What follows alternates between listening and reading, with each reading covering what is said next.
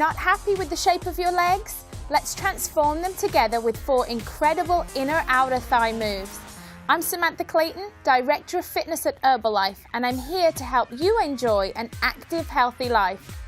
I've talked about the often ignored inner-outer thigh area before, and I've explained that even athletic people need to pay attention to these muscles because they're important for all sideways movement involved with sports.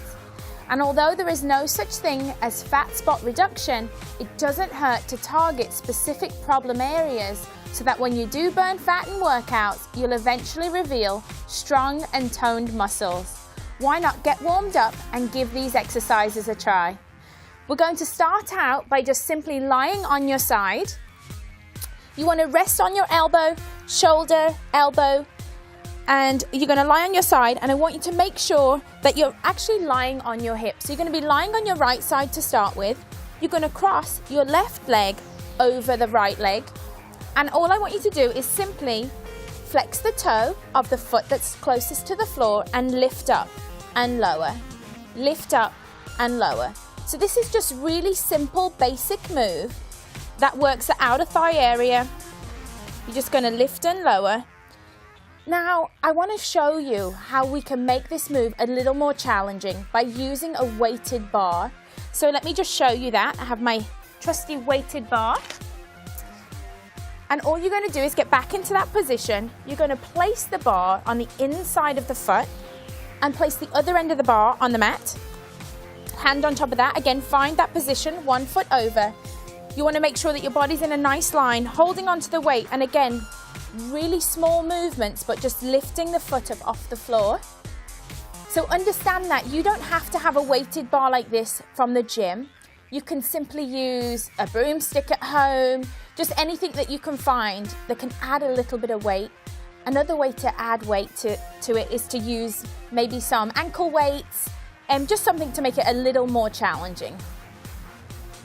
So about 12 reps is fine, and then we're going to switch to working the other leg. But what we're going to do is let me show you it without the bar first.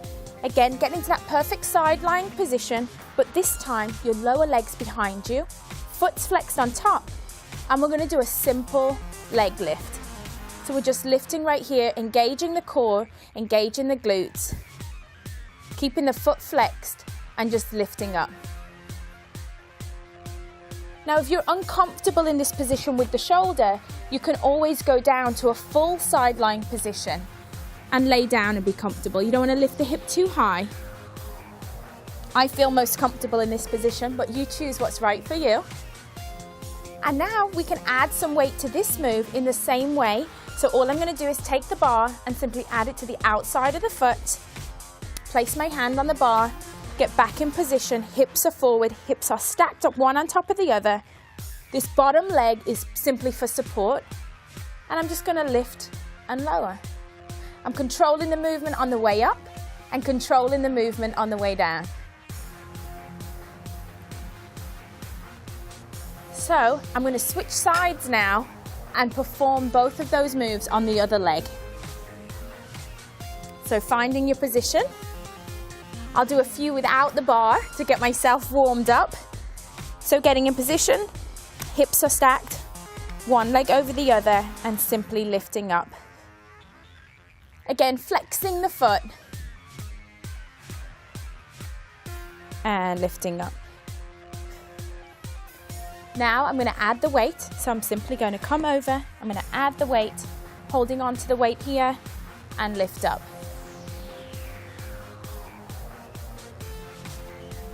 Now this move may look super easy, but I promise you that when you give it a try, you're really going to feel those muscles working, because we often ignore these muscles. We don't work them very often. So I'm pretty confident that after doing 10 to 12 reps, you're really going to start to feel it.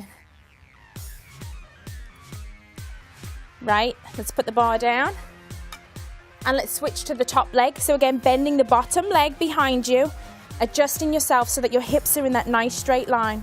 Foot is flexed, and I'm just lifting up.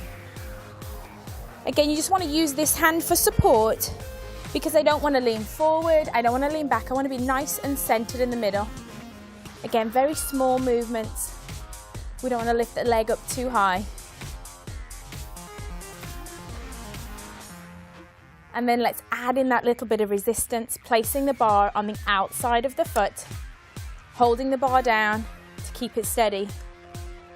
And feel free to just adjust yourself so that it feels right. If you don't feel comfortable, adjust your body, make sure that everything's in nice alignment. Now let's go on to my next move that involves using a simple soccer ball. So I'll put my bar down. Simple soccer ball. You're going to lay on the floor, lay on your back. Feet are planted, slowly lying down, all the way down. Simply take your soccer ball, place it in between your thighs at the knee area. Again, your feet should be about shoulders width apart, hips distance apart. Hands are on the floor. And all you're going to do is you're going to take a deep breath in. As you breathe out, roll your pelvis under and squeeze the ball.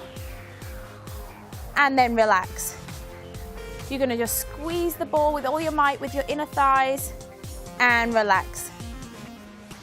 And you're going to want to do this move again about 10 to 12 times. It's a great time to focus on your breathing, just slow, controlled breathing. Remember, really tuck your pelvis under as you squeeze. Again, this is another move that looks so simple, but once you're doing it, you'll really feel those inner thigh muscles working hard.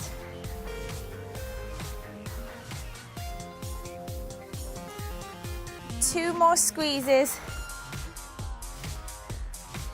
And then come back up because we're going to go to standing and we're going to start out with the side lunge, and I'm going to show you how to advance that to a side lunge with a leg kick. So first, feet are pointing forward, standing nice and tall, hands are behind the head.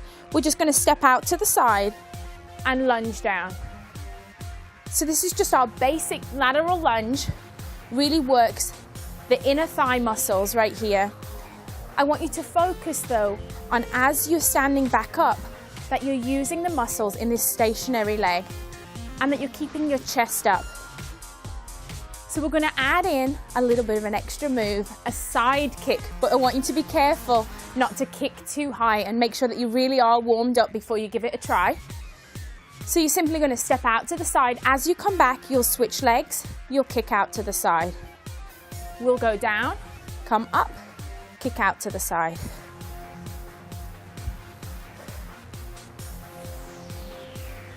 Once you're comfortable that you're making sure that you keep your chest up, I could turn you into a kickboxer. You could bring the hands to the front and kick out to the side. If you're not ready to quite do a kick, you can simply do a lift. Step out, step up and lift. This is a great move, inner thighs and for your glutes and for your core. And then you just want to switch sides. So again, hands behind the head. Just find the simple movement first, that's the key. Find the simple movement and make sure you're engaging the correct muscles, sitting back on the heels.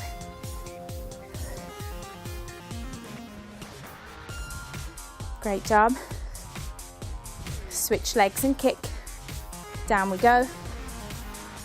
Switch legs, kick up.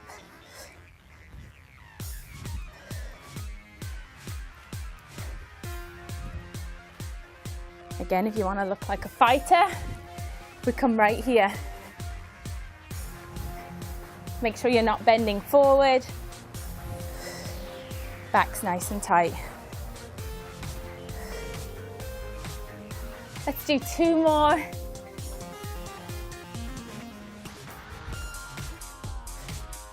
Try to perform 12 to 15 reps of each and repeat sets as your time allows. 2 sets is a great starting point, but always remember to do what feels right for you.